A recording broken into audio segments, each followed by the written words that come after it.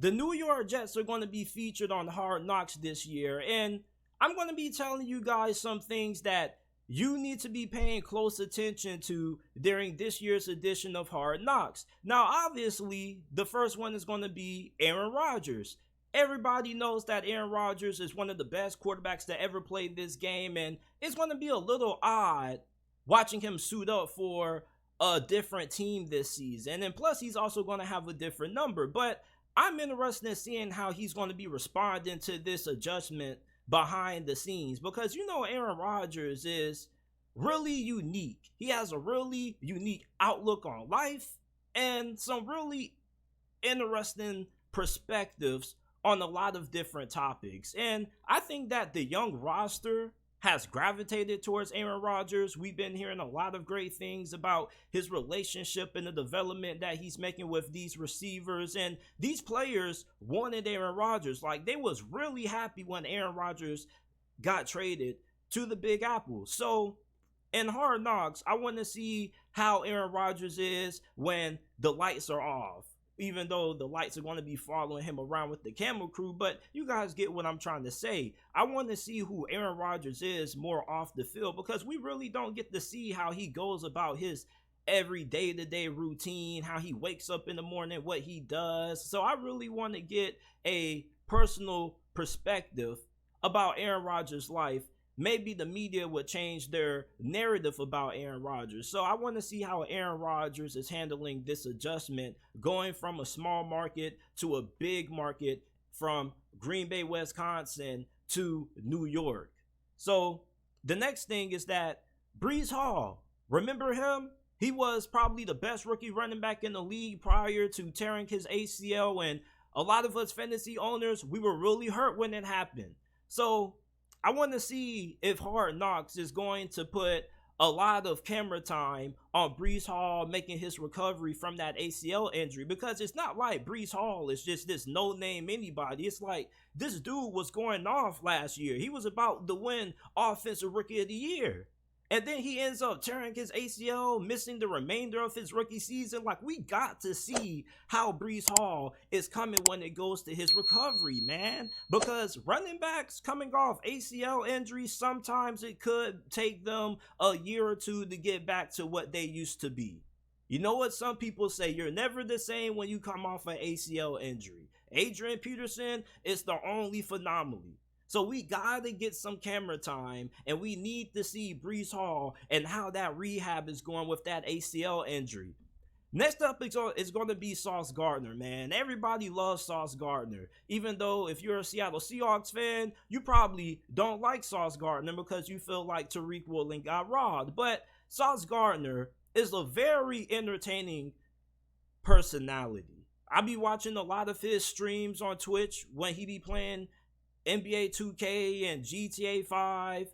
So Sauce Gardner, he's been getting a lot of praise and a lot of hype from the media, well warranted this offseason. But there's people who are trying to put him up there with the greats like Champ Bailey and Richard Sherman. So the hype for Sauce Gardner has been high for any cornerback that I can remember in all my years watching the NFL going into their second season. I mean, he could have a great rookie season and then fall off for all we know. Not saying that's going to happen, but I'm just saying, like, this man has only played one season as a cornerback, and we already trying to put him up in conversations about the greats. I saw one of those start, bench, and trade graphics that they be making on Instagram, and it was like start, bench, trade, Richard Sherman, Champ Bailey, and Sauce Gardner. And I'm just looking at this like, what is this?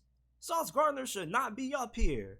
Like, I get it. He had a great rookie season, but we got to chill. Like, we got to let him earn a little bit more of his reputation. We know he's one of the best cornerbacks going into this season, but to start trying to call one of the GOATs, one of the best to ever play, we got to slow down. He needs a little bit more time, but I want to see Sauce Gardner and how his personality is when he's interacting with his teammates during training camp. Now, this is one of the second biggest ones outside of the Aaron Rodgers one. We got to pay attention to the offensive line. Now, in my opinion, I think too many people in the national media are making a big fuss about nothing when it comes to the offensive line. Because let's be honest, you really think these people that spend their time on national media talking about the New York Jets are really actually paying attention to their offensive line? Like, their offensive line is not as bad as what people are making it out to be. Mekhi Becton is only viewed in that bust category because he can't stay healthy. When he's on the healthy, I think he's pretty productive. You also have two very solid offensive guards. You got Lincoln Tomlinson. You got Elijah Vera Tucker. Now, I don't know how Dwayne Brown is going to hold up there at left tackle. Like, hopefully he can stay healthy. He is really up there in age. Like, really up there in age. He should be retired. But for some reason, they got him back this season, and he's about to go on his last ride. What probably should be his last ride. And then you got rookie center Joe Tippmann. Now, Joe Tippmann is the guy who, if you're a Jets fan, other than Aaron Rodgers, you really need to be paying attention to. And I really hope that they key in on Joe Tippmann. And if you're a member of the Hard Knocks production crew and you're watching this, you need to make sure that Joe Tippmann can get some time on camera. The reason why is because he's the rookie center for the New York Jets, and they drafted him in the second round from this past year's NFL draft out of Wisconsin. And if you guys keep up with the draft and college football a little bit, you know that Wisconsin is the gold mine for great offensive linemen. And if the New York Jets are going to be able to not just make it to the playoffs, but also win the Super Bowl, they need to have a great offensive line. And Joel Tippmann is going to be the key to that. Why do I say that? Because centers, normally if you have a great one, you have a good offensive line. Prime example, the Philadelphia Eagles with Jason Kelce. He's one of the greatest centers to ever play this game. Still the best center in the NFL. And the Philadelphia Eagles have the best offensive line in the NFL. So most times when you have a great center, your offensive line ends up being great too. Remember when the New York Jets used to have Nick Mangold as their starting center at one point? They normally had pretty solid offensive lines. So if my guy Joe Tippmann ends up having a really good season this year, this New York Jets offensive line is not going to be a concern. So I want to see Joe Tippmann on camera, and I want to see how he's going to be adapting from going to Wisconsin to now getting drafted and having to play in the pros. And there is a lot banking on Joe Tippmann this year if he ends up getting the starting nod. Like, if he's not good, this offensive line is not going to be as good as what it could be with a great center.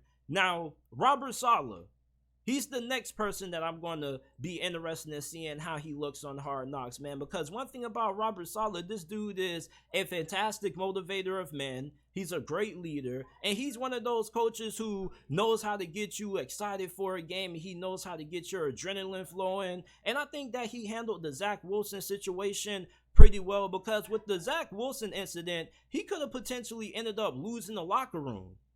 So the way that he handled it, the way that he was still able to get this team to play well, despite the Zach Wilson incident and having to, calm some players down, I think this dude is a pretty good coach. He kind of reminds me a little bit like Mike Tomlin. So I want to see him on Hard Knocks because he has one of the toughest jobs in all of sports this year. You got to deal with Aaron Rodgers, the media attention that comes with him. You're in the Big Apple and you're on the hot seat. Because Robert Saleh is going into year 3. And with him going into year 3, he has yet to make it to the playoffs. And this is the year that the New York Jets not only need to do that, but I'm pretty sure people are expecting them to do a little bit more than just make it to the wild card round. And if he doesn't end up succeeding this year, this is probably it. Like, let's just be honest. They done missed on Zach Wilson. And normally when you miss on a quarterback in the draft, it sets you back a couple of years. And it normally results in coaching staffs like Robert Saleh, who are young and haven't really been in the league all that long. It tends to them ended up getting fired because regardless, you got to have a solid quarterback in this league. And if you draft one, you got to make sure he's good because if he's not, you end up losing your job most times unless you're able to get a guy like Aaron Rodgers. So for Robert Saleh, there's a certain pressure that comes with coaching a guy like Aaron Rodgers. And at the same time, it's going to be a lot of pressure on him just for the fact that he has to perform. He needs this to work. Because what if Aaron Rodgers isn't the same player that we thought he would be? Most of us who are optimistic about the Jets expect Aaron Rodgers to bounce back, and last year was just an anomaly.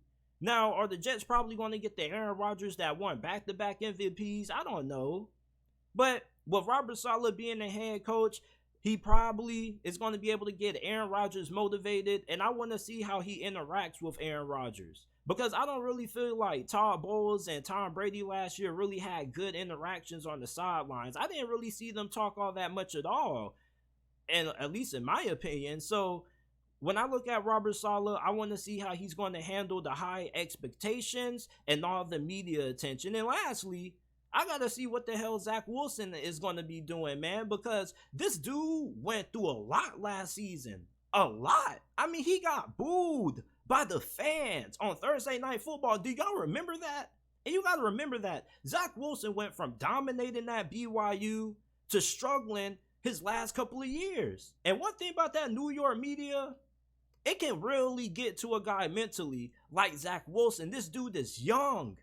So them drafting Aaron Rodgers isn't just for them to optimize their opportunity to win, but it's also to give them a little bit more time for Zach Wilson to improve.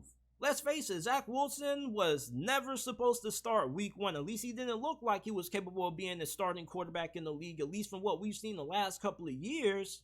So hopefully Zach Wilson develops, and this is a good opportunity. Somebody else who I almost forgot to mention is Nathaniel Hackett. This is a great rebound story. You know, they need to title this subheading or this subtitle for Hard Knocks, featuring the Green Bay Packers, the rebound story. Because you remember Nathaniel Hackett? Nathaniel Hackett, we talk about what Zach Wilson went through. Nathaniel Hackett, man. You talk about somebody who had all the expectations in the world last season, and it just crumbled. And it did so fast. And we got to see him on camera. And we need to get some interviews from Nathaniel Hackett, because last year he looked dejected. When he got hired by Denver, the first couple of practices that they were showing on social media, he was full of nothing but energy. And even when things were not going all that great to start last season, when he was the head coach of Denver, he still had a lot of energy and optimism. And then as the season kept getting worse and worse and worse, we started to see less energy out of Nathaniel Hackett. So Nathaniel Hackett, this is a rebound story for him. And not just a rebound story for him, but a rebound story for Aaron Rodgers, coming off that season that he did last year. So we got to see Nathaniel Hackett on TV. We got to see Nathaniel Hackett and Aaron Rodgers' relationship, because everybody said Aaron Rodgers and Nathaniel Hackett, they are really good friends, so they should have great chemistry. They should understand what each and one of them each other want from one another. So I want to see Nathaniel Hackett on Hard Knocks. You guys think they're going to pay attention to an offensive coordinator?